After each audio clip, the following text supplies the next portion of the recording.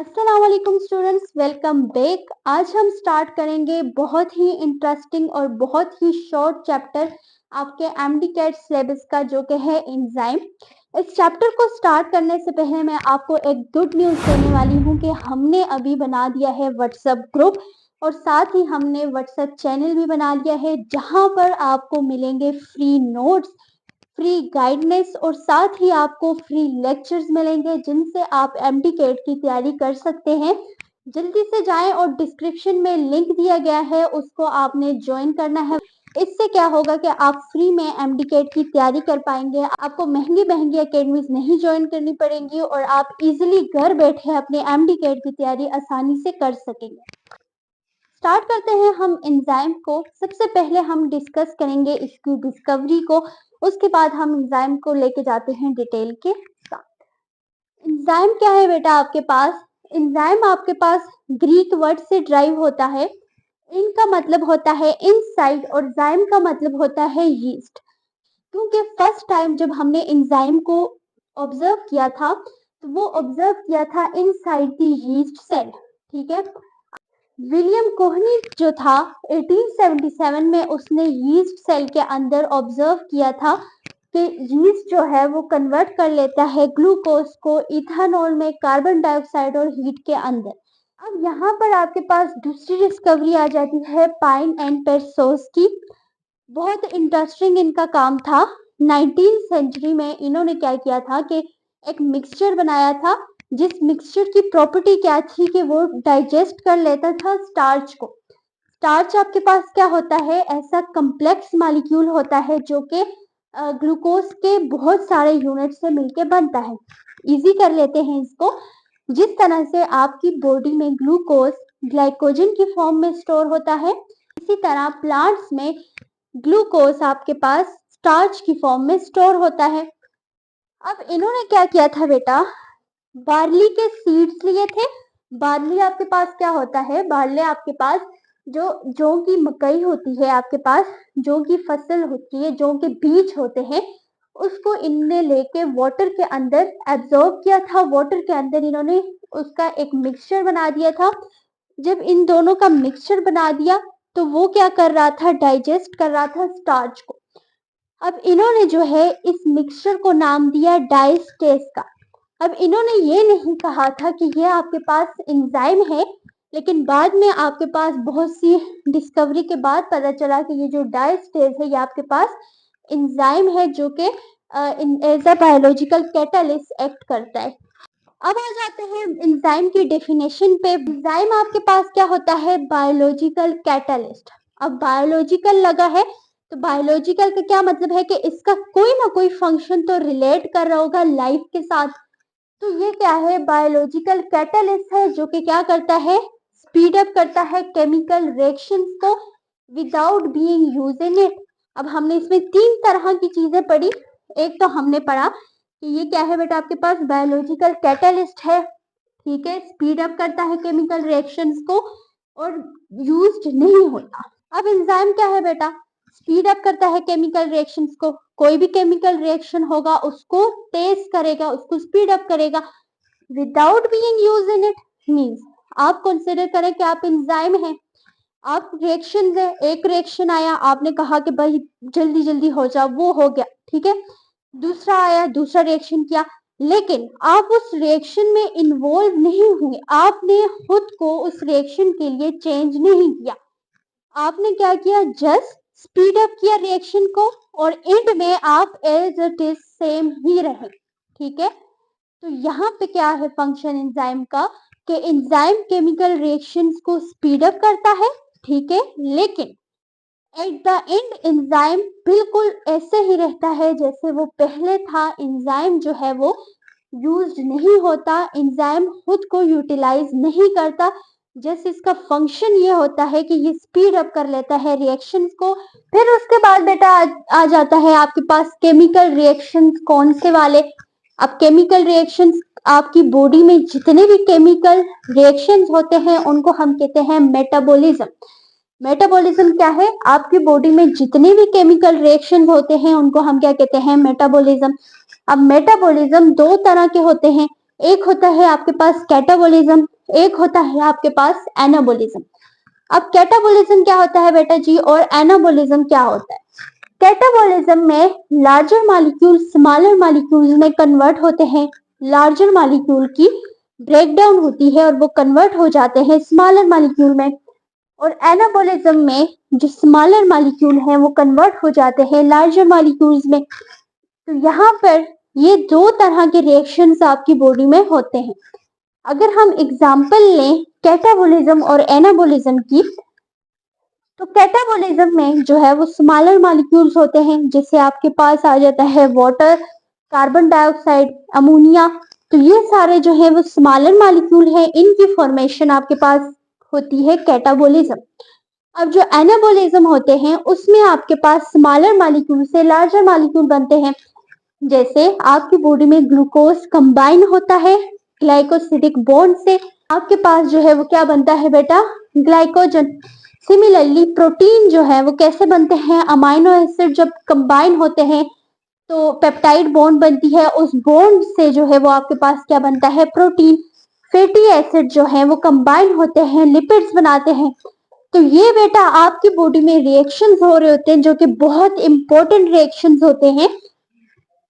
इस प्रोसेस को हम क्या कहते हैं, metabolism. Now the question is this कि आपके पास एंजाइम की जरूरत ही क्यों है? मतलब कि अगर ये आपके रिएक्शंस में यूज्ड नहीं हो रहे होते, जस्ट स्पीड अप करते हैं, तो ये तो हमारे लिए एसेंशियल नहीं है। मतलब ये तो ना भी हुए तो काम चल सकता है, बट इट्स रॉन्ग कंसेप्ट। आपकी बॉडी में एंजाइम बहुत इंपॉर्टेंट रोल प्ले करते हैं। देखें, अगर आपके पास एंजाइम मौजूद ना हो तो आपके केमिकल रिएक्शंस बॉडी के अंदर जितने भी हो रहे हैं वो तो प्रॉपर तरीके से होंगे ही नहीं, बहुत स्लो होंगे, बहुत एनर्जी रिक्वायर होगी। अब आपको ये जो केमिकल रिएक्शंस हैं, क्या होता है, आप फूड लेते हैं, ठीक है, अब फूड आपकी बॉडी में जाती है, यहाँ पर जाके ये फूड आपको एनर्जी देती है।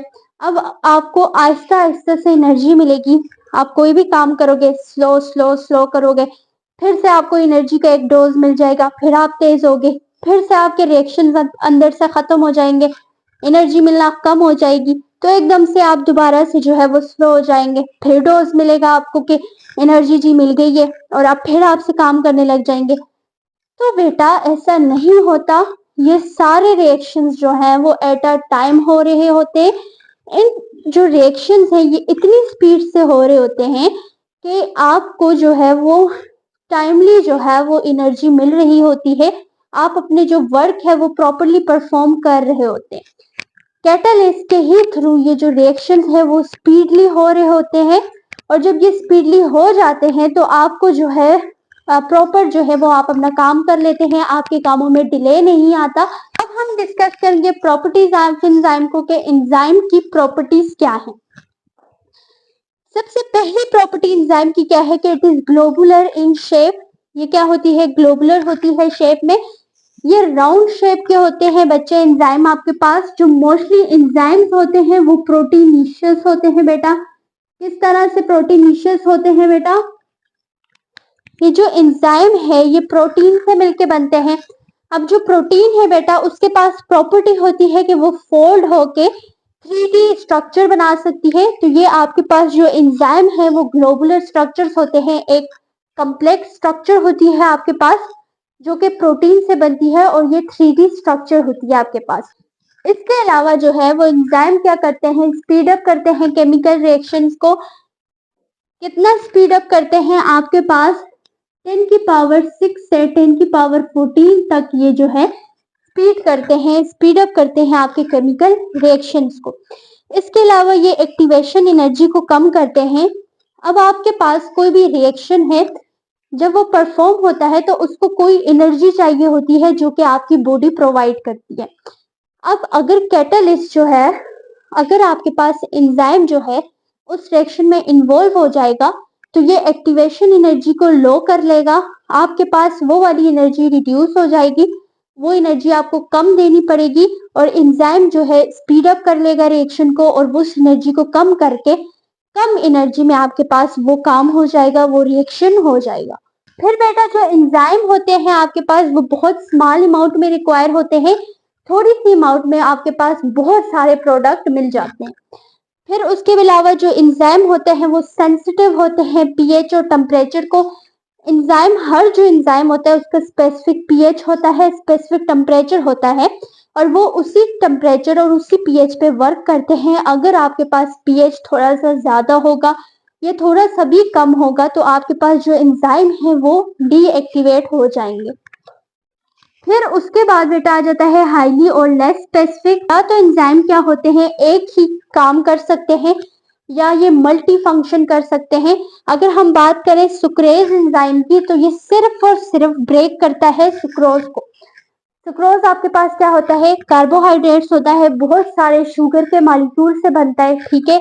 अब ये या तो सिर्फ सुक्रोज को ब्रेक डाउन करेगा, जबकि आपके पास होता है कार्बोनिक एनहाइड्रेस जो कि सिर्फ क्या करता है, कार्बोनिक एनहाइड्रेस बेटा ये मल्टी फंक्शन करता है। ये क्या करता है, हीमोग्लोबिन के अंदर ऑक्सीजन को ऐड करवाता है, और इसके अलावा ये क्या करता है, आपके ब्लड में कंट्रोल करता है कार्बोनिक एसिड और बाइकार्बोनेट आयन की कंसंट्रेशन को, ठीक है। इसके अलावा आपके पास जो है वो दो और इम्पोर्टेंट फंक्शन या प्रॉपर्टीज आ जाती हैं। एंजाइम जो है वो इन विवो काम भी कर सकता है और इन विट्रो काम भी कर सकता है। एंजाइम को जो है वो इनसाइड दी लिविंग ऑर्गेनिज्म भी वर्क करता है, और हम लैब में भी इसको यूज करके कोई भी रिएक्शंस परफॉर्म करवा सकते हैं।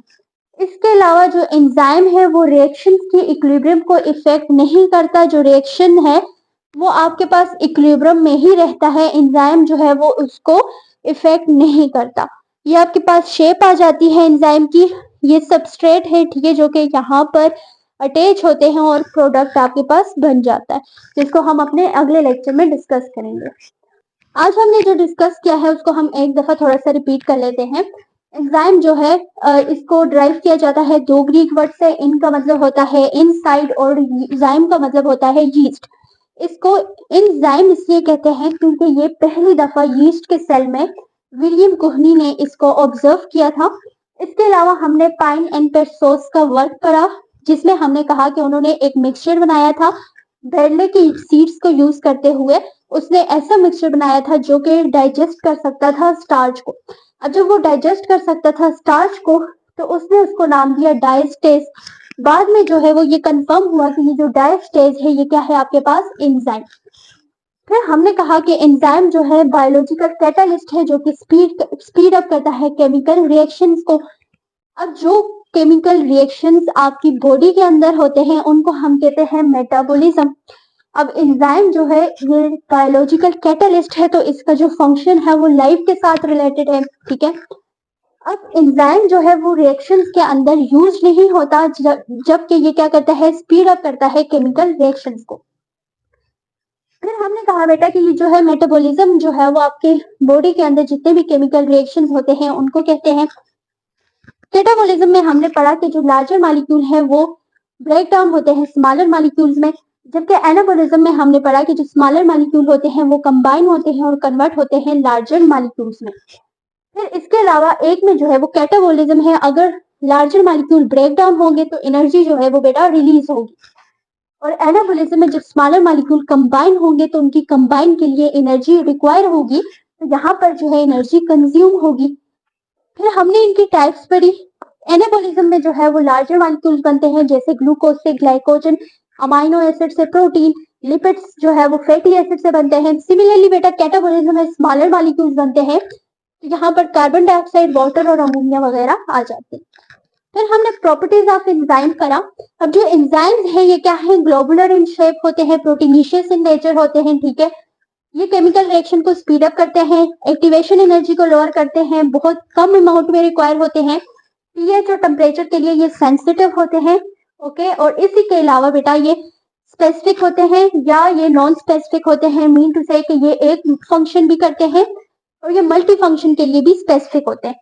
जैसे सुक्रेज है वो सिर्फ एक फंक्शन करता है, सुक्रोज की ब्रेक डाउन करता है, जबकि कार्बोनिक एनहाइड्रेस जो है वो मल्टी फंक्शन करता है। इसके अलावा जो एंजाइम है वो इन विवो और इन विट्रो दोनों वर्क करते हैं, और इक्विलिब्रियम को जो एंजाइम है वो इफेक्ट नहीं करते। तो ये आपके पास ओवरऑल लेक्चर था नेक्स्ट लेक्चर में जो है इसका मोड ऑफ एक्शन और शेप ऑफ एंजाइम को डिस्कस करेंगे। तब तक के लिए अल्लाह हाफिज।